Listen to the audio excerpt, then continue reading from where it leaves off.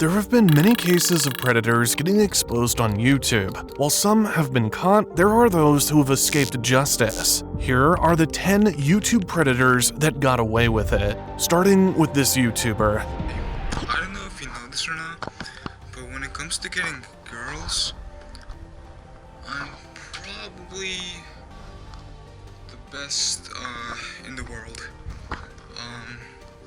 Getting girls has always been a passion of mine. Zazef's admission might seem a little uncomfortable to you, but that's because it's just a fragment of the disturbing interactions involving him and some of his underage fans. A 12-year-old Zazef started his now deleted YouTube channel as ZA0000222 in 2008 by uploading a video of his bricked PSP Slim, setting the tone for his content, which was basically anything he found interesting. This included Yu-Gi-Oh!, Pokemon, RuneScape, or WWE. As he got older, he started uploading content on how to get a girlfriend. Around this time, he uploaded a video titled, "I Got Hugged by a Girl." I got hugged by a girl. And she was my cousin.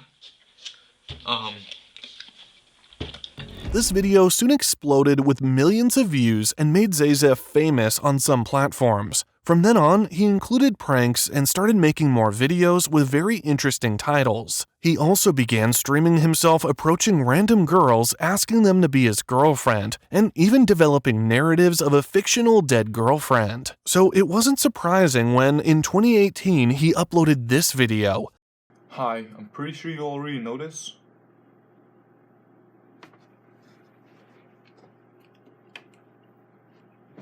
But yesterday I got swatted by the cops because of my live streams. They knocked on my door and they pretty much asked me what am I doing with my live streams, and they told me I can't be sexually harassing girls and stuff. The police had begun an investigation into Zazef's interactions with the girls he approached on his live stream, leading to a search and seizure of his properties. After this visit from the authorities, Zazef posted a few more times before he went radio silent, and the next time Zazef would surface, police confirm a tip about this popular YouTube channel where they say it appears a man makes sexually inappropriate comments to multiple young girls, sparked an undercover operation. That was one of the pieces that led us into starting a further investigation on this individual.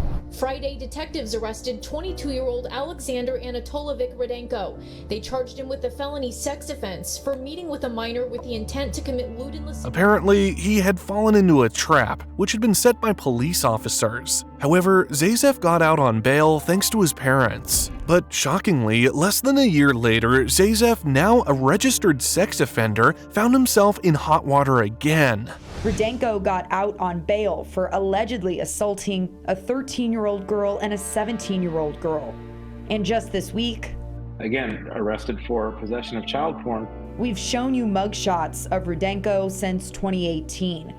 Caught then by a Roseville police officer posing as a 13-year-old girl online. This raised the question of why Zazef, a registered sex offender, was still allowed the freedom to continue doing what he wanted. However, according to experts, Zazef's offense allowed him to be granted bail as his constitutional right.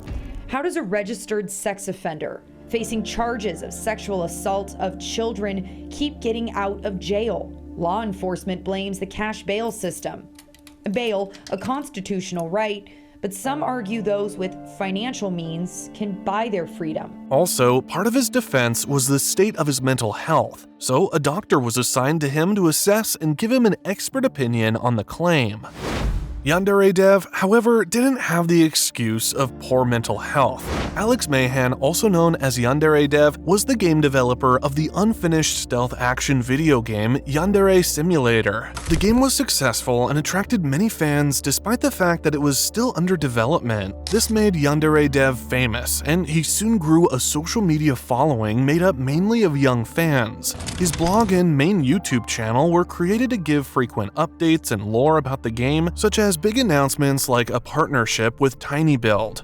When the creator claimed his favorite part of developing the Yandere simulator was hearing from the fans in the community, it seemed wholesome enough, but it soon took a disturbing turn. Someone uploaded this recorded interaction between YandereDev and a 16-year-old female fan. Oh, you're sweet. I have a question for you. What's the question? I want you to like talk right or anything. Go ahead. You fuck other girls with me. No. Okay. Wouldn't it make me a bad guy if I did? It would make me an upset person if you did. You'd be upset? And then it's just like not like in a serious way. It's like, you know, oh. Am I a bad guy for talking to you? Should I stop talking to you? Oh, you should stop talking. Well, I mean, like, you should, but please don't. Just, like, you know, pause. I like your company. Oh, you're so sweet. You can call like this more often. Maybe. I had fun. You're funny. The mention of laws here confirms that there was something about their interaction that wasn't legal, but it didn't stop there. Cute. If you don't want to be called cute, then stop being so cute. It's simple logic. And I thought it was just normal. That's not normal size. Oh. No, I think average size one of those in the US is like 5.5. Wow. Okay. I don't know how to respond like that. I don't know what to say about it. I don't have one, so I'm not like a penis expert. Clearly, their discussion was anything but wholesome as it was sexually charged, with YandereDev calling her cute and hot. During the discussion, there was a constant reminder of the age disparity between the two. How are you? It's an average day for me. You probably have like a whole tree of things with all their little branches of ideas, all that. Because you have been working on the game since I was 7? I've been working on it I've been working on it since 2014. Oh yeah, I was 7. I was 7. It's just, I don't know, it's weird. It's weird to process that. According to his convictions, this clearly didn't bother YandereDev. Everyone gets so mad about kids, because, like, you can't sexualize minors. I mean, you can't disagree with that without sounding like a creep. There's nothing I can really say about that. Mother Nature sexualizes minors. Puberty starts to give breasts and wide hips to children before they turn 18. It's not like, a person does it to a child. The child's own body does it to themselves. It's not like an adult can go to a child and cast a magic spell that gives them breasts. Haha, I've sexualized you. I gave you breasts. And the child is like, no. No, the child just does it. The child's body does it automatically. A child gradually becomes an adult over time because of puberty. Fans were soon greeted with the screenshots of YandereDev's conversation with this minor, which showed that he had actually been grooming her. As you can see in some of those conversations, he tried hard to manipulate the minor into stopping the release of the evidence. He failed, of course, but still managed to convince the victim that what happened between them had been exaggerated, and she posted on Reddit trying to trivialize what had occurred. However, with this evidence out there, many of the game's developers and voice actors left the project, and Yandere Sim's development stopped. YandereDev later admitted there were inappropriate conversations, but denied attempting to groom the minor. He disappeared from public view and kind of got away with it since the law doesn't punish people for sexual chats. He recently came back online to offer his apology for the things he felt he did wrong. Hello, I'm YandereDev, the developer of Yandere Simulator. Last year, an extremely serious allegation was made about me that I would like to address. The accusation is that I attempted to groom an underage fan of my game. I will take accountability and admit that I did discuss inappropriate topics with a fan. However, the accusation that I deliberately attempted to groom this fan is false. In this video, I would like to apologize for what I feel I should apologize for, but I would also like to give you the full story so that you know what is true and what isn't true. But many people have concluded that YandereDev wasn't really sorry about what he had done in any way. Miniladd, whose real name is Craig Thompson, is another YouTuber who had to publicly apologize for grooming and acting inappropriately towards his underage fans. At the time of these allegations, the Miniladd YouTube channel had over 5 million subscribers, and this was his undoing because in the summer of 2020, two underage fans, 16-year-old Haley and 17-year-old Ash, accused him of using his status of fame to solicit inappropriate pictures from underage fans. In a statement Haley released through Twitter, she wrote, "He sent me pictures of him in his underwear to show off his bulge of his penis, which I did not ask for at all." She released screenshots of their inappropriate conversations to back up her claim.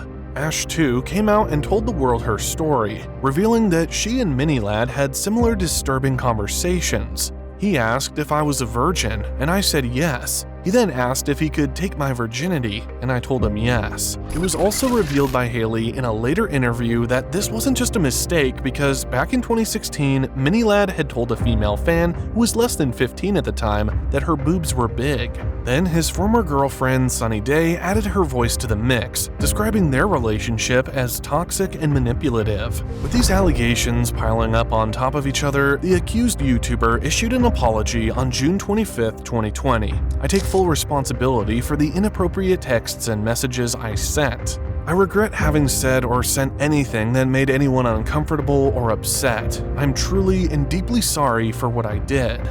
He then took an indefinite leave from YouTube, going back to Northern Ireland to see his family, which some say was a ploy to escape legal consequences. He later addressed the situation towards the end of the year and apologized to both women, admitting that the allegations were true and that he would turn to therapy. 2020 has been an awful year for everybody, and I want to go into next year knowing that I have said my piece.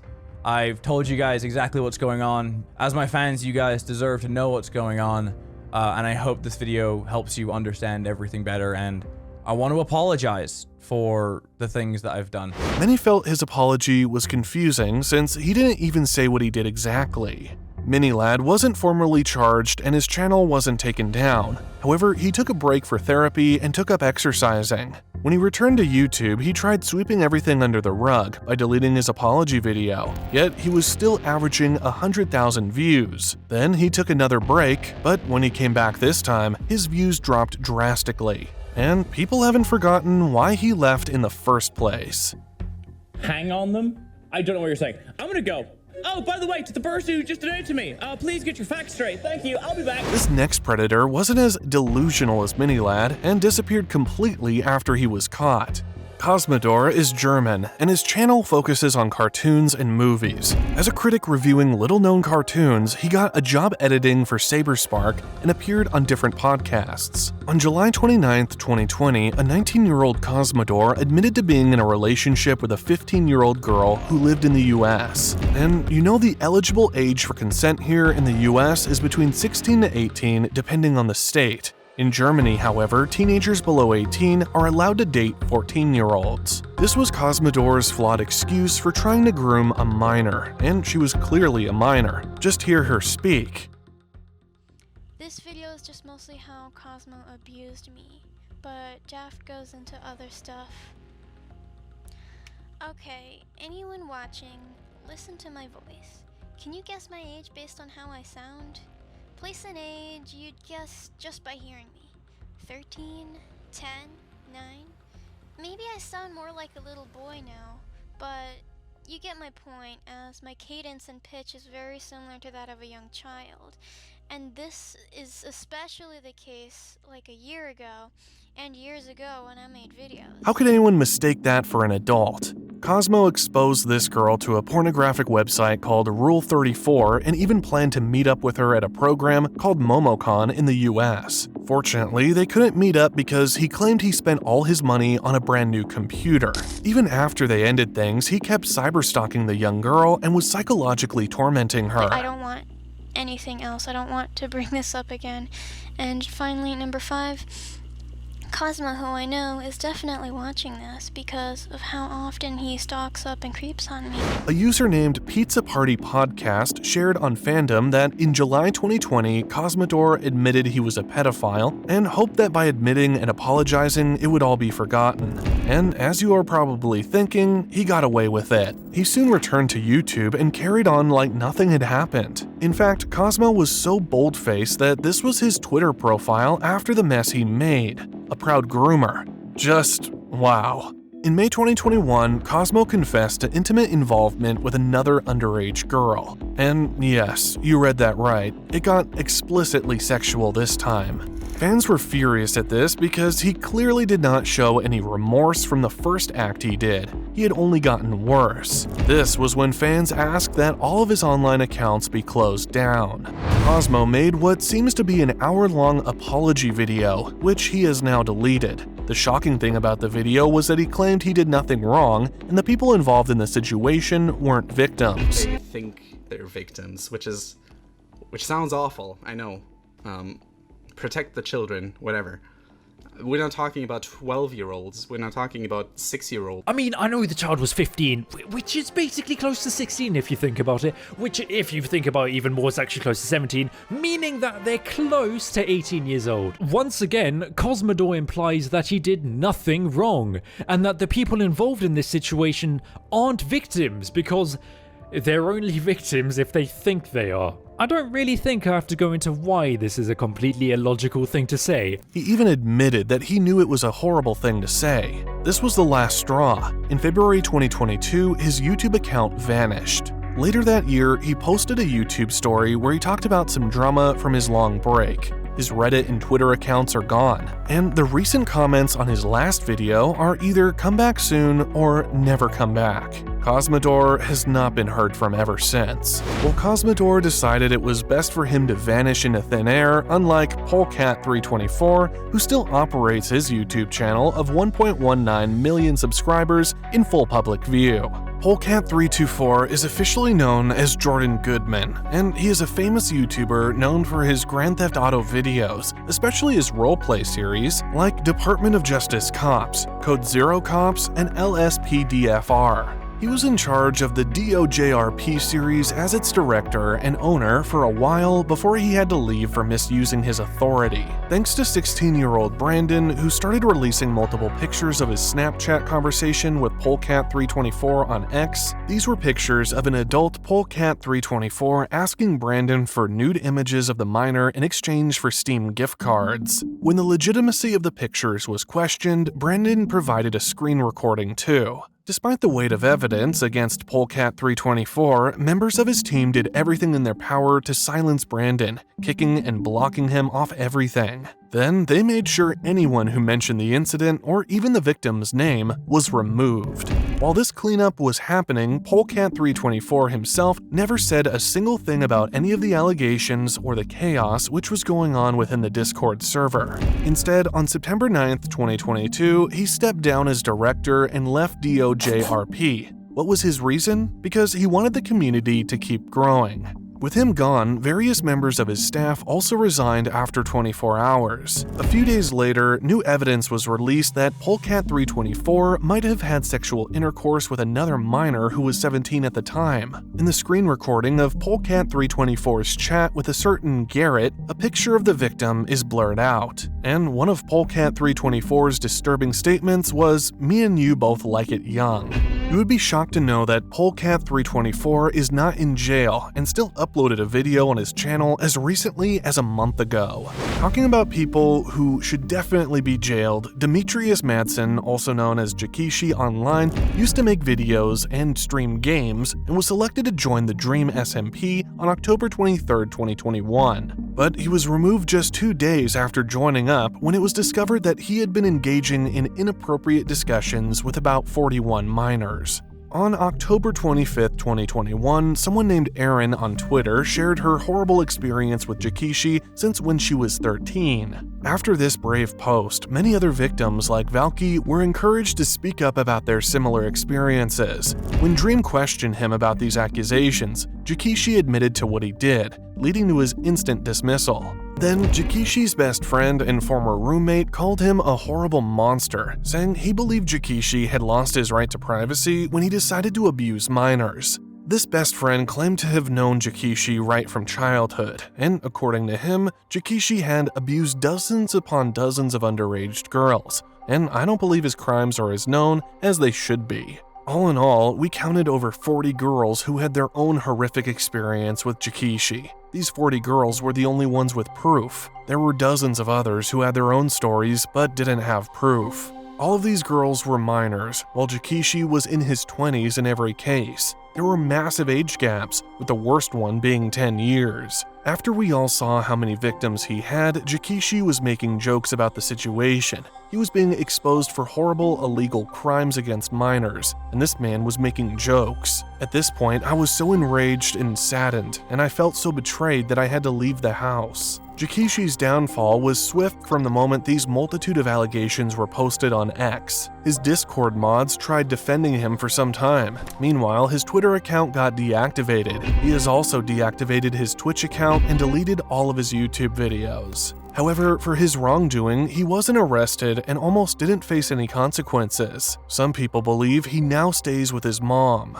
Unlike Jikishi, who was helped by Dream, people know that Featureman became a YouTube sensation simply by going viral due to his content. Thomas Willett, aka Featureman, was an American film actor, singer, record producer, and songwriter who started making YouTube videos in 2006. But he didn't get attention until August 2012 with a tutorial called How to Eat a Watermelon. This video made him popular because people appreciated his ability to make ordinary things interesting. In early 2023, it was revealed that a jury found him guilty of sexually harassing children in the 1970s. One victim lived at a state center for neglected children. The first sex act took place in the boys' room. The second act took place at a drive-in movie theater. Tom, a court volunteer, signed the boy out. The boy said Tom tried to perform oral sex at the drive-in. The third occasion happened when Tom brought the boy to his Las Vegas home for a visit. The boy resisted and complained to protective custody staff members at the state home. Eventually, he got 3 life sentences for 3 separate sex crimes and convictions. It was decided he would be monitored for up to 5 years and spend the first year in the Clark County Jail. When the news came out, people stopped supporting the creator. He took down most of his videos and disabled the comment section because of the strong negative reaction. People thought that maybe someone paid the judge to make a decision that allowed Featureman to keep his freedom. Unbothered, Featureman has clearly gotten away with it as he now lives in Tennessee, has a P.O. box that's always open, and spends a lot of time in his big garden growing lots of different fruits, especially watermelons. He still regularly uploads, even at the age of 86. This next predator doesn't belong to the generation that enjoys gardening or even eats their veggies. Lionmaker, or Marcos Wilton, used to help his friend Stampy, an English YouTuber, actor, and author who became famous for his Minecraft video commentaries. He showed up in videos like Lion Club Omega and sometimes in Stampy's Lovely World. He also joined Stampy in the Pixar Hunger Games. He's also pals with YouTubers like Minigod951, MZ255, and others. Many people heard about Lionmaker when it was revealed in late 2015 that the 27-year-old admitted to a sexual relationship with a 15-year-old YouTuber and even posted explicit images of minors on Twitter, something he denied, saying it was a hack.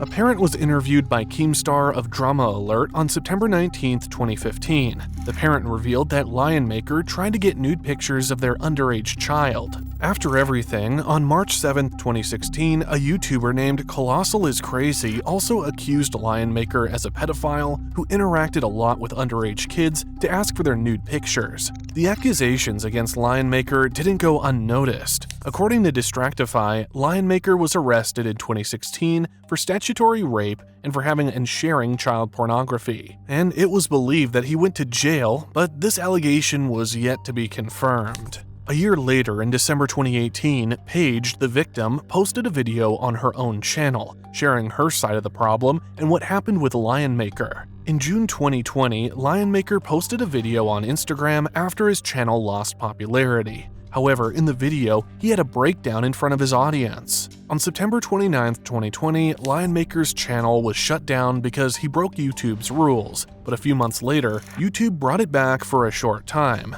Then, a few days later, his channel got shut down again for the same reason. Lionmaker had his own YouTube channel with more than 700,000 subscribers before it was deleted, but not every YouTuber outed as a predator gets their channel deleted. Take a look at Colleen Mae Ballinger, who has over 8 million subscribers and works as a comedian, actress, singer, and writer. She's famous for making and playing the character Miranda Sings on the internet. Allegations against Ballinger first surfaced in 2020, but a June report from NBC News brought more attention to this situation as more fans spoke out. The report mentioned a YouTuber named Adam McIntyre, who claimed that Ballinger had a friendship with him from the time he was 13 to 16 years old, and that she sent him lingerie as a joke. I want to send him something.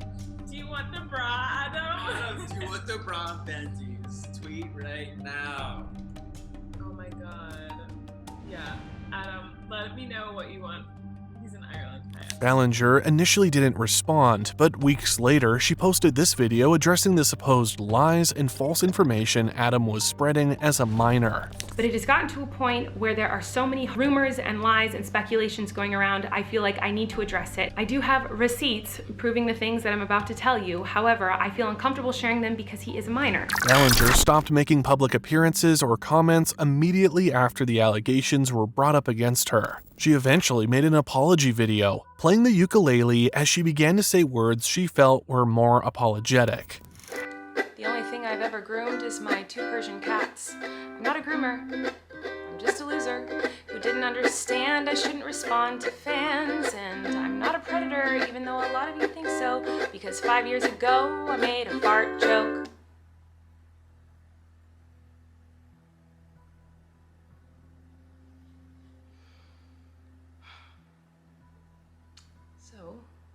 Even though I know this video won't change anyone's mind about me. These allegations included inappropriate behavior with underage fans in group chats, hosting viewing parties for friend Trisha Paytas's private OnlyFans content, and making young fans uncomfortable at live shows. Ballinger admitted that the ukulele apology video was embarrassing and that she should have handled the situation better. In a new video, Ballinger addressed these allegations, admitting her mistakes. I am not a perfect person, and there are plenty of things in my past that I wish I could go back and redo and fix and change. Ballinger added that she doesn't expect all of her fans to return, but wanted to say that she was sorry and tried to show people that someone can grow, learn, and be better. She eventually returned to YouTube months after everything subsided, and she resumed posting new videos. Some fans may argue that there were some gray areas looking at Ballinger's case, which is why she suffered less backlash and got to keep her channel, but no one was willing to stick their neck out for Onision. Onision was named Gregor James Daniel, and his YouTube channel featured skits and funny clips, while his other channels shared personal stories on controversial subjects and talked with viewers. Both online and offline, Onision's behavior with minors has led to numerous allegations of abuse, grooming minors, and rape. Onision had more than 2 million subscribers and over 330 million video views. However, a 22-year-old woman named Sarah claimed that Onision had used YouTube to find, persuade, and prepare kids for sexual activity. He interacts with young girls, especially the ones with a history of mental health and family problems. He gets them airplane tickets so they can live with him and his family. In fact, he has even legally adopted some of the girls he groomed and abused. His relationship with Kai seems to have started while Kai was still underage. All these accusations were denied, of course. In January 2020, when Chris Hansen decided to investigate Onision and Kai on this allegation, he interviewed one of the victims by the name of Shiloh and wanted to hear Onision's side of the story. Onision demanded $350,000 for a sit-down. He even called 911 on Hansen and lawyer Mike Morse for coming to his home. Then, a 2021 documentary called Onision in Real Life on Discovery Plus took a deeper look into these allegations and got several of his victims to tell their stories. On February 9, 2023, it was reported that a lawsuit was being filed against Jackson and Avero for allegedly using his popular YouTube channels to recruit, solicit, and groom children into having sex with him. On March 3, 2023, a second suit was levied against Jackson and Avero by an ex-partner named Sarah, who who alleges they groomed her when she was 14 and that Jackson raped her when she was 18. Despite trying to explain himself and make things right, Onision is no longer as popular as he once was. People have stopped watching his content. And despite getting away with this horrible behavior, he and all the others on this list have lost all credibility, as nobody wants to associate with a predator.